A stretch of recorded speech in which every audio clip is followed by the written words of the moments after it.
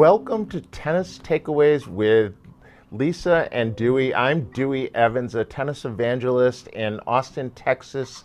I go by the title of Performance Architect, and I am here with my co-host, weekly partner in crime, Lisa Stone. How you doing, Lisa? I'm good. Good morning, everybody. I'm Lisa Stone, creator of Parenting Aces. And Parenting Aces is a portal for tennis parents trying to navigate this crazy journey that is junior tennis, college tennis, transitioning to professional tennis. We're here for you with content, with articles, with podcasts, with live streams, with videos, everything you need to help you do a better job of helping your child achieve his or her goals in tennis. Lisa, I thought today maybe we take people on a little behind the scenes look because we're involved in lots of things, and so the process that we go to whittle down where do we put which pieces of content and how do we come up with what we do on this show versus what you do on a podcast or what I might do on a different platform that I'm working on, and just kind of let people in on that, how we kind of curate that content for people. And I know you've been doing a lot. You have a lot of different videos that you've been doing, multiple Yeah. things a day that you're either recording or doing live with people. What's that experience been like over this year? Because you kind of walked into the year saying, what would you like more of? And people said video. And so this was Yeah. one of those things that we started to help kind of launch that video thing. And then COVID happened and everybody's been doing so much video. What's your experience been like? Well, it's interesting because you're right. COVID kind of forced me down a path that I had been thinking about, but wasn't quite sure how to do it and what I wanted to accomplish and what I wanted to put out there for the Parenting Aces audience. And so at first, it looked like using our Facebook page as a launching point for video content was our best bet. So I was working with Tarek Merchant, who we've had on this show, and Tarek turned me on to a couple online platforms to do live streaming, which allowed me to then download the live streams and put them on our YouTube channel to house them in different playlists so that people could actually find the content that they were looking for and that they needed at a given point in their child's journey. So that was kind of where we started, and I was getting, terrific engagement. People were tuning in live. People were commenting. They were emailing me, reaching out to me on social media, offering up suggestions for guests and other topics that they wanted us to address. So that was great. And it went along like that for several months. And in recent weeks, it seems like people are maybe a little burned out with live streaming, with Zoom calls, with all of these webinars and workshops and information sessions that the various organizations and various businesses are offering. Has that been your experience too, Dewey, or are you seeing Yeah, something well, different?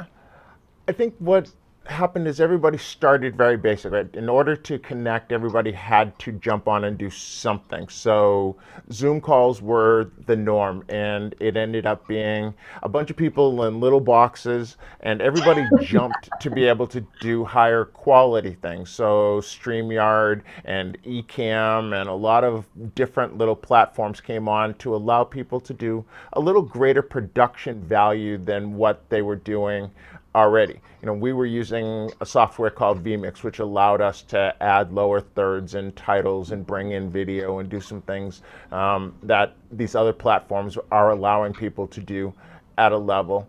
But what we're seeing is that people's screen time, they're somewhat overloaded. There's a little Yeah. bit of burnout in terms of it.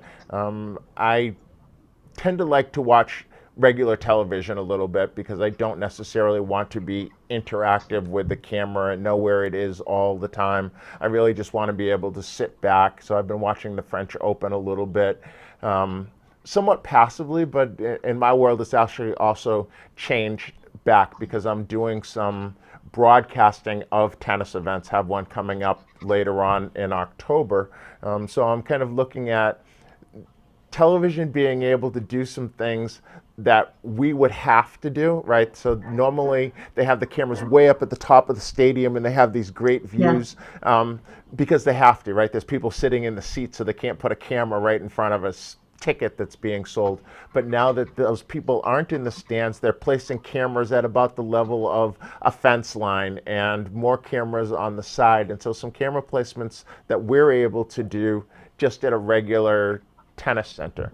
And so I'm Mhm. looking at technology, and I really want to tie this because this is season 2 and it's all about technology. And so Right. we're trying to use technology in some unique ways. One of the things that we've been working on that we will have online by the end of the year is the ability to do tennis lessons virtually, where we can actually be on a court here in Austin and have people on the court remotely wherever they are in the world and have us interacting one-on-one where we can look at the practice, critique the practice, maybe help them Oh, improve the practice, and give some feedback in real time where they can work on it, as opposed to what's traditionally been someone records a lesson and the coach looks at the lesson and they right. provide some written feedback, or maybe they will go out on the court, but very rarely, and do it. We're going to be able to do that in real time and set up to do it permanently.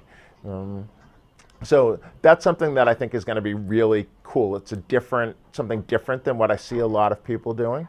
Um, Yeah.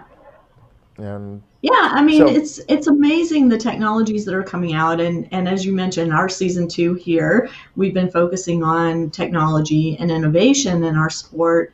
And I think what's been interesting for me personally, because I've been at this a while, you've been at this a while, is, Parenting Aces just started out as written content. It was me documenting my journey with my son. And it's morphed so much over the last 9.5, almost 10 years now. Gosh, we're about to yeah, start our 10th year next when month. did Blog Talk Radio start? I mean, that was 6 months after Parenting Aces was launched. So we So, we were doing that both at the same time. It was kind yeah, of, Chuck Creasy was big into it at that point in time, and yeah, we jumped in a little bit. And I think I was on the Parenting Aces yeah, Blog Talk Radio at that point in time. So, we've both been looking at technology for a long right. time and how it could help us get our message out. Um, Well, and more importantly, how it can help our audience really grasp the content and use it to their best ability. So for me, again, at first, writing articles was the most effective way for me to communicate with my audience. But it became clear pretty quickly that the audience required something beyond just articles. They didn't have time to sit down and read these lengthy accountings of my tournament experience with my kid, or how tournaments work and how to sign up for a tournament, all these things. They wanted quick, dirty, give me the points, get it across quickly, and let's move on. And so that's when the Blog Talk Radio, radio show, and which morphed into the podcast, began as something people could listen to in the car on their way to the tournament, or while they're waiting for their kid to have a lesson or play a match or whatever. And then it became, well, I don't really want to listen to something for a whole hour. So can you give me something just quick, yeah, And shorter so form content. exactly. And, we're seeing things like TikTok, taking off during the pandemic. Well, the tennis world is requiring TikTok esque content too, something down and dirty. Let's get it done. Let's get our point across and move on to the next thing. And I think the challenge, at least on my end, is presenting and organizing that content in such a manner that somebody who isn't involved in tennis right this minute, but maybe a year down the road, their child starts playing and they're going back through all of the content that I have housed on Parenting Aces. How do I set it up so that they can find what they need easily? How do I make it searchable? How do I make it accessible across all of the different platforms? And as you know, Dewey, when you're also managing social media channels and YouTube and all of these different aspects of communicating with the public in an international way, it's overwhelming sometimes. And I think for me, my challenge now is what content goes on Instagram, what content goes on Facebook, what content goes on YouTube, what content just sits on our website. And these are the things that I'm grappling with in this moment. And for me, it's why having this season focusing on technology and innovation is so important, because it's helping me deliver my content more efficiently and effectively to our audience.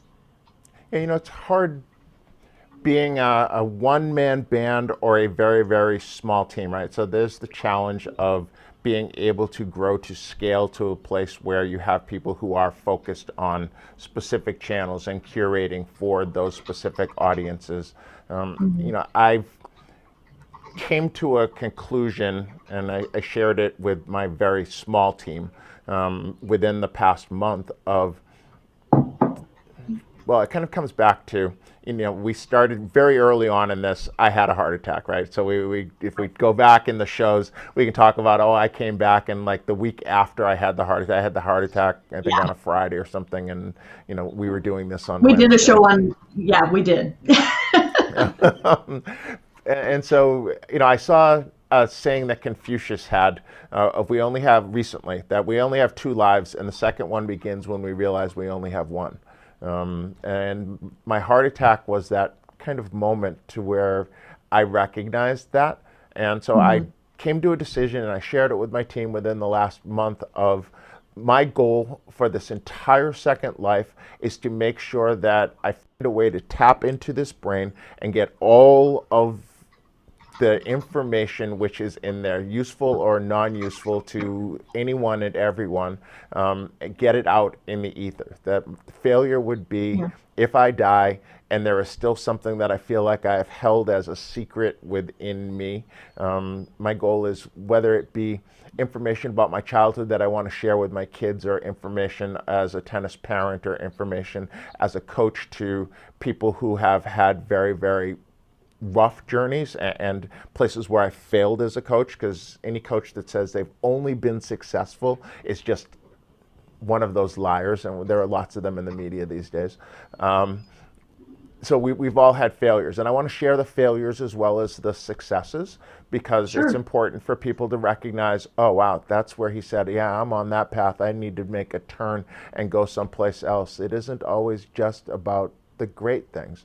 Right. And so that's the mission that I'm on, is to just share it all. This is one of those places that I'm choosing to do it, and there are others. And I think that you are largely started out and are still on that path of, what has my experience been as a tennis parent? How do I help other tennis parents have a better experience than what I had, both through sharing my own experience as well as the experience of others? And I think it's been a great journey for you. For sure. For sure. And, just so our audience recognizes this, this conversation that we're having today, this is what Dewey and I do weekly before you see us live on the air, right? Dewey and I get on a call every week, and we talk about, all right, what's pertinent? What's in the news? What's current? What do we need to share? How do we best share that? Is there a guest that would help us get the message across better? And we kind of work through all of these issues and talking points, so that when we come to you on Wednesday morning, we've got some semblance of a cohesive message that we're trying to get across, right? You're seeing us today kind of in our work mode. The conversation that we typically have off air, we're bringing on air to you this week, because we feel like it's important to be transparent about our process and how we work. And this is it. This is it. Dewey is in a studio that is way more complicated and technically advanced than where I am. We're both broadcasting from our homes, but Dewey has a dedicated space with equipment, and we have a producer behind the scenes and all of that.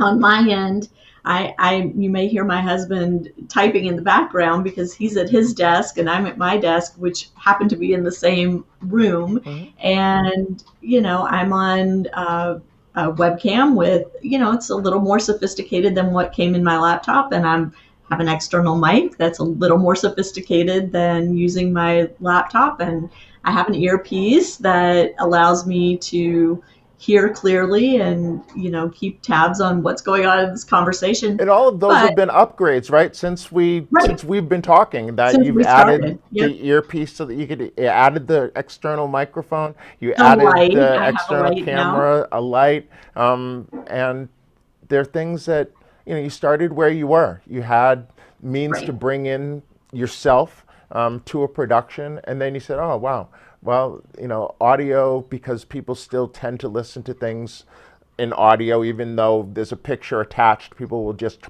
put it on in their car or when they're going for a walk Mhm. and they're listening to it. So audio was of critical importance. So you upgraded microphone.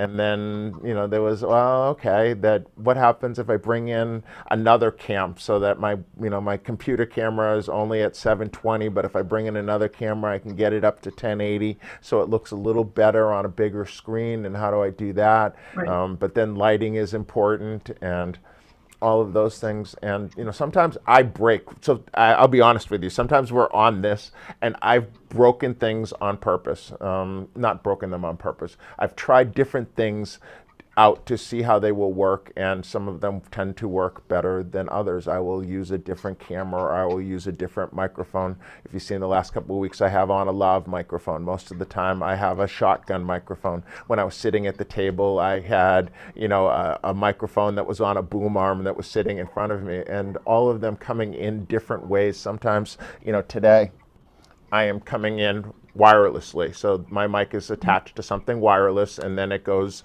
over to where the production happens other times. And that creates a different signal chain, right? So it sometimes will be more in sync, out of sync. And I'm just looking to learn because I'm a coach and I like learning myself, not just helping other people learn.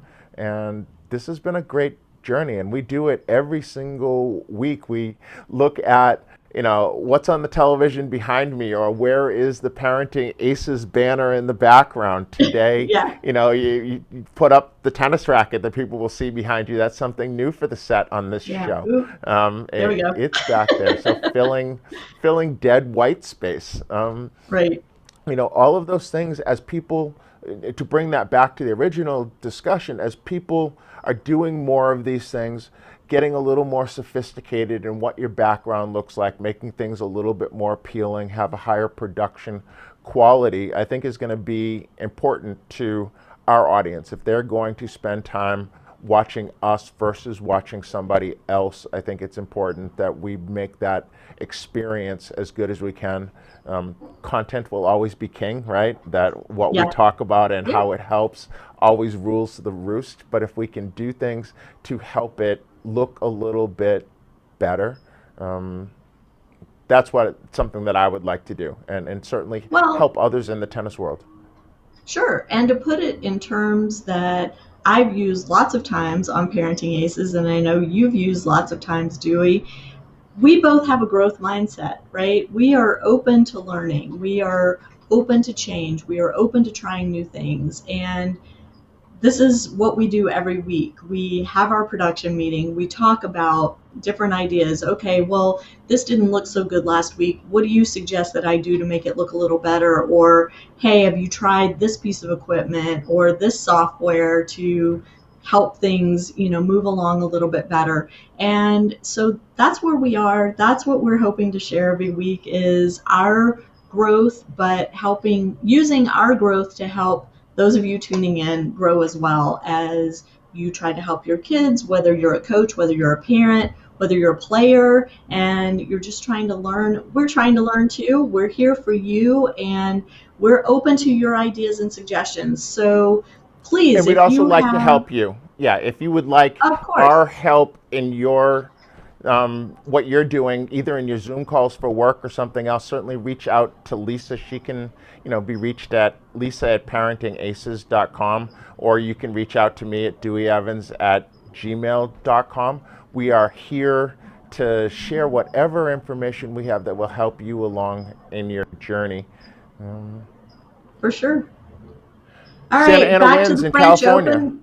Yeah. Santa Ana wins and the French Open on TV. So it's a day, and Rafa won, so I'm a happy girl. And even though he beat my Bruin Mackey, which I'm bummed Uh, about that, but Rafa won. So what can I say? I can have a move on great. with my Wednesday now. I hear you. Well, have a great day, and You thank too. you everyone for being here with us. Um, I'm Dewey. That's Lisa. I'm Lisa. Yeah. And we next week we've got another great show for you. We hope to have a guest. We're waiting for firm confirmation before we announce it, but we hope to have a guest for you next time. And we will see you next Wednesday, same bat time, same bat channel on Tennis Takeaways with Lisa and Dewey. Bye, y'all. Peace.